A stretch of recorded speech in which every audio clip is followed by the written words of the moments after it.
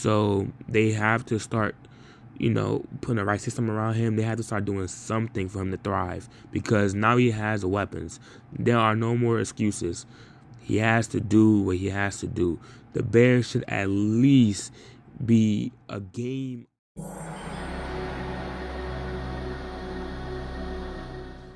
Chicago, home to many famous rappers like Polo G, who is mid and very overhyped. I don't care what you say. Argue with your mama. Rappers like Lil Durk, who is Lil Durk. And then rappers like King Von, Rip. And then, in Chicago, they have places like O Block, one of the most famous places in Chicago for bad reasons. And then there's 63rd, which I am not from. Just making that clear. Chicago has very barbaric, violent, and just downright crazy people. Chicago is basically a war zone every single day. It's basically Call of Duty every single day. Chicago is just a very crazy place, man. And in this war zone city that we call Chicago, there is the Bears. The Bears, which is also a very barbaric and poverty franchise itself. And in this franchise, in this organization, they have a quarterback named Justin Fields, who, in my opinion, is on a rise. Like I said, this whole video might age like milk, or it might age like fine wine. I don't know, but this is my opinion, and if my opinion sucks, then it sucks. So Justin Fields is an upcoming quarterback. Well, not upcoming. He's been in the league for 2 years, but you know what I mean.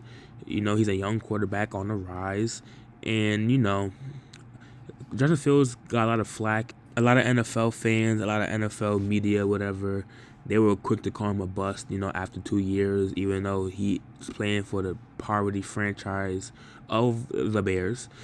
And a little side tangent I'm about to go on, but this is what I hate about NFL fans and NFL media. They're very impatient, like they expect a young rookie quarterback that's drafted top 10. And I don't know if you know these guys, but if you're drafted top 10, that means you're drafted to a team that was bottom 10 in the league. You're not drafted to a good team. You're drafted to a bad team. The team that you're going to be on is not a good team. So I don't know why they expect all these young quarterbacks to just go off and go crazy their rookie year and play like Tom Brady, when in reality, they're either drafted to a team that is bad, or if the team is good, that means the coaching staff is bad, which can stunt a quarterback's growth in the NFL. I'll probably make a whole video about this because it gets on my nerve. But no one's patient when it comes to young quarterbacks. So no one was patient when it comes to Justin Fields. Justin Fields, I mean, like I said, going into the season, even like in the beginning half of the season, everyone was so quick to call him a bust. Everyone was getting on the bus train or whatever. Everyone was like, he's not going to be good. He can't throw the ball, which I mean, he can't throw the ball, but he did better this year, but he still really can't throw the ball. But, I mean, he doesn't really have, the staff around him, in my opinion, or the team, or he didn't really have the team around him the first 2 years for him to succeed. Now he does. So there's no excuses. But, the first year Fields, his stats the first year were just downright atrocious. I'm not even going to lie. I can't even defend his stats the first year. I mean, even though he probably did have a bad team around him, it was just, the stats are just terrible. He threw for under 2,000 yards, which, I mean, objectively is not good. It's ass. He threw for 7 touchdowns, and he threw 10 picks, which, I mean, that ratio is just terrible. That ratio on Twitter will get destroyed. 7 touchdowns and 11 picks is just, that's not good whatsoever. His passer rating was, quarterback rating, whatever, was 73.2, which is not good. Like that's not good. Just is not good. This year, well, the beginning half of the season, I don't know why, but there were a few Bear games on prime time, so like I was forced to watch Bear games for some reason. But the Bears, or the Fields at least, the beginning half of the season, he was not looking good. whatsoever. Like he was just not. It was looking bad for him. That's why everyone was calling him a bust. It was just he was just not putting up good stats, and his team was just losing. And but at the end, or like the end of the season, towards the end of the season, I guess the coaching staff realized, hey, our quarterback can run the ball very good. In my opinion, he can run the ball better than Lamar Jackson. Like I said, argue with your mama, but he can run the ball very good. So why not, just run the ball with our quarterback that can run the ball, the best in the league as a quarterback. So they decided, hey, let's let Fields run the ball more. And even though they didn't win any games, they were still terrible. He wasn't. I mean, he wasn't the reason why they were losing games either. He wasn't the reason why they was losing. They were losing because they're the Bears. They're the Bears. That's why they were losing. But he went from the reason why they were losing to the reason why they aren't losing, and why they're not winning either. But you know what I mean. So this year he threw for 2,242 yards, which is better than last year. I mean, as a starting quarterback, you want to up those yards, my boy. But it's still not bad. It's not worse than last year. He threw 17 touchdowns, which is pretty good, and then he threw 11 picks, which is higher than last year. I mean, he threw the ball more, so that is understandable. But you should not be throwing 11 picks, my boy. It's a lot of picks. And then his rating was 85.2, which is meh. It's good. It's good. It's meh. It's good. But you're trying to get in that 90s area, no. But yeah. The Bears this offseason, this free agency, objectively are better. I mean, even though this season they didn't have trash wide receivers, they had Mooney, they had my boy St. Brown. I'm not gonna pronounce his first name, but they had my boy St. Brown.